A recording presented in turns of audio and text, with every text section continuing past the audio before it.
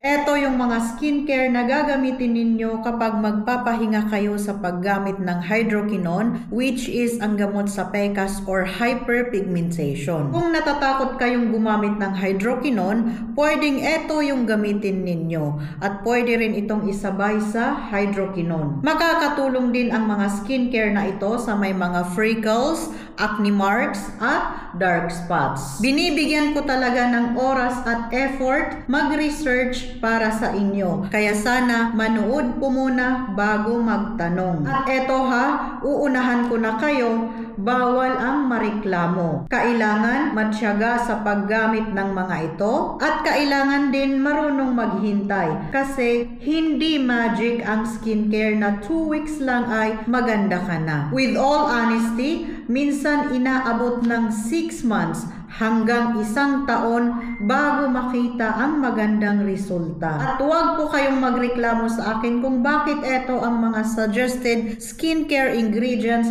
kasi hindi po ako ang may kagagawan yan. These are over-the-counter skincare na gagamitin at ang lahat ng ito ay tinatarget ang pigment which is yung responsable sa pagkakaroon ng maitim na kulay dyan sa ating skin, aka PECAS or hyperpigmentation. Actually, naipakita ko na ito sa naunang video ko and these are the ingredients that we should be looking for. Marami? Yes, kasi hindi makakatulong kung iisa lang dyan ang gagamitin. And the truth is, mahirap makahanap or shall I say, hindi ka makakahanap ng iisang skincare na nandyan lahat ang mga ingredients na ito. Fortunately, kapag ginamit naman ito consistently, these are powerful tools to remove your melasma or hyperpigmentation. I understand na mahal ang mga skincare at mahirap ding makahanap ng mga authentic skincare dyan sa Pilipinas. However, makakatulong talaga sa inyo kung nasa 3 hanggang 4 sa mga ingredients or skincare na ito ang gagamitin ninyo. Here are my suggestions at ilalagay ko ang mga link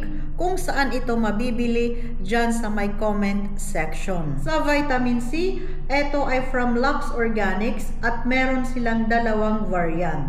You can start dito sa may 20% at pag walang irritation after mo maubos ito, pwede kang gumamit netong 80%. Meron ding mas mura at masya Allah, wow! Ang ganda ng mga ingredients kasi andito na ang alpha-arbutin, niacinamide, at vitamin C. At promising din ang mga percentage at eto yon. Kung may budget ka naman, you can opt for high-end brands like The Ordinary or The Enki List. Sunod na si niacinamide at eto ang mga suggested ko from Lux Organics dahil eto ay meron na siyang 10% niacinamide at meron na rin itong tranexamic acid. However, hindi lahat nakaka-tolerate ng mataas na amount ng niacinamide.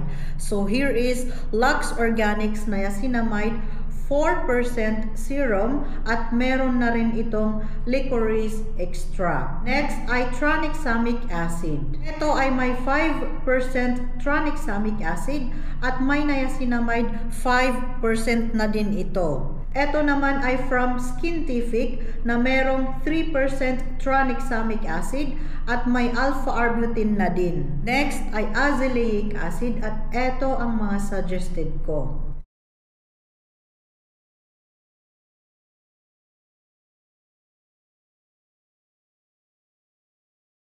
Now, sa retinoids, we can start sa retinol na hindi masyadong mabigat sa ating skin kasi nga ang dami nang gagamitin at para iwas irritation. And here are my suggestions.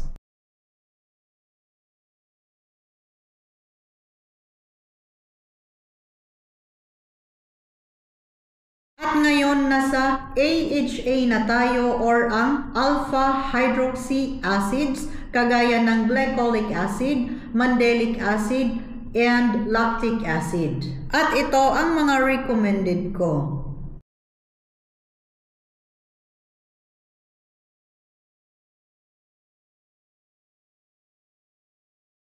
Sunod naman si alpha-arbutin at ito ang mga recommended ko.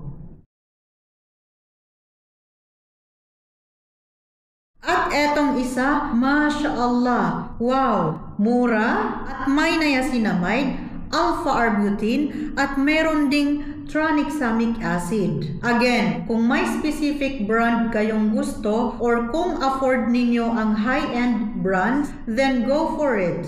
Just so you know, etong mga recommended ko ay nagbe-base ako sa percentage ng mga ingredients. Kasi hindi rin ganun ka-effective kung mababa lang ang amount ng certain ingredients sa skincare. At karamihan sa mga suggested kong products ay subok ko na kaya alam kong maganda. And oh, don't forget sunscreen, okay? Dahil maibabasura lahat ng efforts nyong gamutin at pagandahin ang skin nyo kung hindi kayo gumagamit ng sunscreen. And if you need help kung paano gamitin ang mga skincare na yan or kung alin ang gagamitin muna, please let me know in the comment section.